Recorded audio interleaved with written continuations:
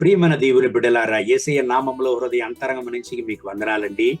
గడిచిన 12 నెలలుగా కృపతో దేవుడు మనల్ని కాపాడి వచ్చాడు.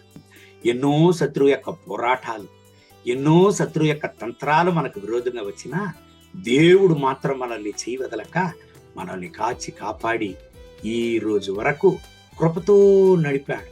మనం ఏమై ఉన్నామో అది దేవుని కృప మాత్రమే.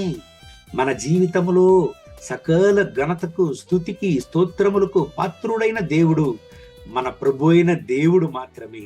ప్రభు అయిన యేసయ్య మాత్రమే, పరిశుద్ధాత్మ దేవుడు మాత్రమే.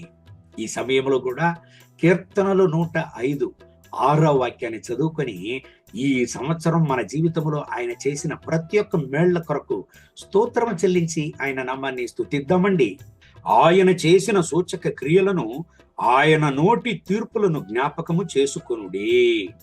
ఆయన మన దేవుడైన యెహోవా, ఆయన తీర్పులు భూమి అందంతట జరుగుచున్నవి. దేవుని బిడ్డలారా, కీర్తనకారుడు పాడుతున్నాడు చూడండి, ఆయన చేసిన సూచక క్రియలను జ్ఞాపకము చేసుకొనుడి అని. అవునండి, ఎంత గొప్ప దేవుడు మన దేవుడు. ఈ సంవత్సరములో ఎన్ని సూచక క్రియలను మన జీవితంలో ఆయన చేశాడు. మనకు విరోధంగా వచ్చినటువంటి వ్యాధులను నిర్మూలన చేశాడు.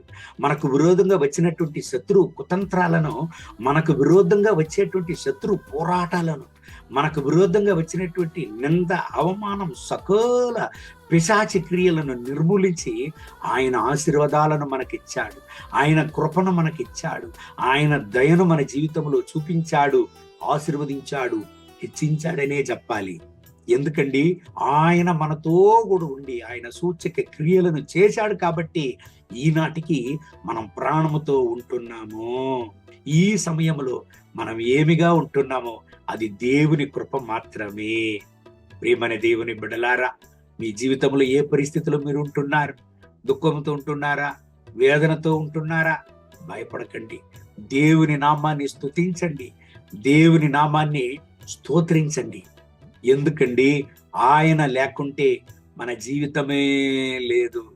వేద గ్రంథంలో 66 పుస్తకాలు ఉండినా కీర్తన గ్రంథానికి మాత్రం అధిక స్థానం ఇవ్వబడినది. ఎందుకండి, ఎల్లప్పుడూ కీర్తనకారుడైన దావీదు మహారాజు దేవుని నామాన్నే స్తోత్రించాడు, దేవుని నామాన్నే గణపరిచి కీర్తించాడు, దేవుని నామాన్ని హెచ్చించాడు.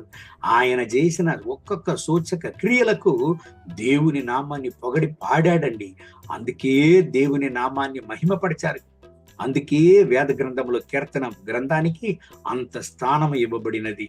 అవును ప్రియమైన దేవుని బిడ్డలారా, దేవుని స్తుతించే జీవితం హెచ్చింపబడును, దేవుని స్తుతించే జీవితం ఆశీర్వదింపబడును, దేవుని స్తుతించే జీవితం విడుదలగా నుండును, దేవుని స్తుతించే జీవితం ఆశీర్వాదంగా సంతోషంగా నుండును.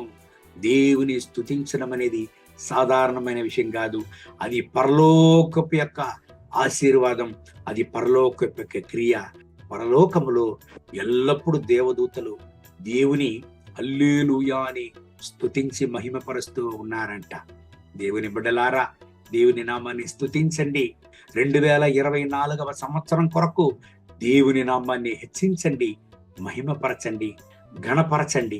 ఈ దేవుని వాగ్దానం ప్రకారం దేవుడు మిమ్మల్ని ఆశీర్వదించి ఇంకనూ హెచ్చించును గాక.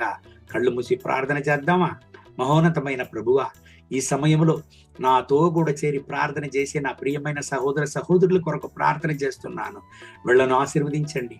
మీ కృపా కనికరం, మీ ప్రసన్నత వీళ్ళపైన దిగునుగాక.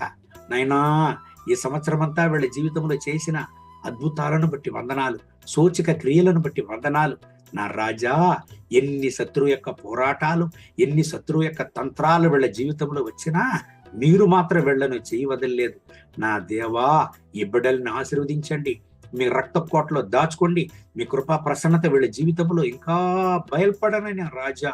2025వ సంవత్సరానికి, నూతన సంవత్సరానికి వీళ్ళు ప్రవేశించేటప్పుడు సంతోషంగా, సమాధానంగా, ఆశీర్వాదంగా ప్రవేశించని నా దేవా, వీళ్ళ కన్నీటినంతా తొడవండి, వీళ్ళ కలతలనంతా మార్చండి, వీళ్ళ వ్యాధులనంతా గుణపరచండి.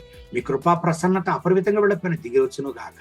మహిమ ఘనత స్తుతిపికే యేసయ్య నామములో వేడుకుంటున్నాం మా ప్రియ పరలోకపు తండ్రి. Amen, amen. May God bless you. Have a blessed day.